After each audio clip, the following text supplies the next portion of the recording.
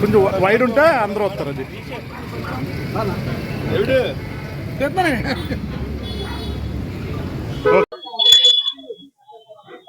ఇవాళ రాజమండ్రిలో పలు సేవా కార్యక్రమాలు, మట్టి ఎండలో మనుషులు అందరూ కూడా ఇవాళ ఆంధ్రప్రదేశ్ వ్యాప్తంగా చూస్తే 45, 46, 47 డిగ్రీల టెంపరేచర్ ఉంటుంది.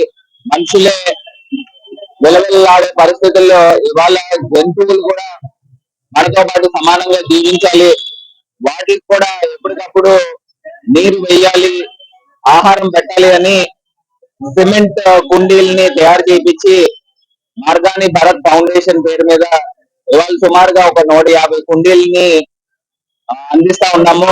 ఒకటే అంశం చెప్పేది ఏంటంటే, ఇవి కేవలము ఆవులకి జంతువులకి మటుకే యూజ్ చేయండి ఇంట్లో కాకుండా, అదే రకంగా ఎప్పటికప్పుడు ప్రజలు కూడా అప్రమత్తంగా ఉంటూ, ఎందుకంటే డీహైడ్రేషన్ అయిపోతున్నారు, విపరీతమైన ఎండ ఎక్కువ ఉంది కాబట్టి సాధ్యమైనంత వరకు అందరూ ఇళ్లలోనే ఉండి ఏదైనా అత్యవసర పరిస్థితులు ఉంటే గానీ బయటికి రావద్దు.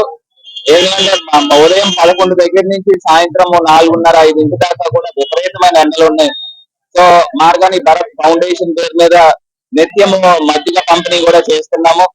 ఇంకా మున్సిపల్ కార్పొరేషన్ అధికారులు కూడా ఇంకా అప్రమత్తం అయ్యి రాజమహేంద్రవరంలో కొన్ని 100 కోట్ల రూపాయలు మీకు ఆదాయం వస్తుంది కాబట్టి ప్రజల నిమిత్తము ఇట్లాగా చలివేంద్రాలు, మజ్జిగ చలివేంద్రాలు పెట్టాలి. ఎందుకంటే వాటర్ మీరు ఇస్తున్నప్పటికీ కూడా అక్కడక్కడ ఇస్తున్నప్పటికీ కూడా వేడి నీళ్లు ఉంటున్నాయి, చల్లటి నీళ్లు ఉండట్లేదు. అందు గురించి దీనికి కూడా పెద్దగా ఖర్చు అయ్యేది కూడా ఏముండదు. ఈ 10 రోజుల మట్టుకే విపరీతమైన ఎండలు ఉంటాయి కాబట్టి ఈ 10 రోజులకు సంబంధించి కనీసం ఒక 20-25 సెంటర్లలో కనీస పక్షాన రోజుకి ఒక 500-600 లీటర్ల మజ్జిగ మున్సిపల్ కార్పొరేషన్ వాళ్ళు పంపిణీ చేయాలని వైఎస్ఆర్ కాంగ్రెస్ పార్టీ తరఫున డిమాండ్ చేస్తా ఉన్నాము. ఇలాంటి సేవా కార్యక్రమాలు ప్రజలందరూ కూడా ముందుకు వచ్చి ప్రజల నిమిత్తము సేవా కార్యక్రమాలు చేయాల్సిందిగా పిలుపునిస్తాం.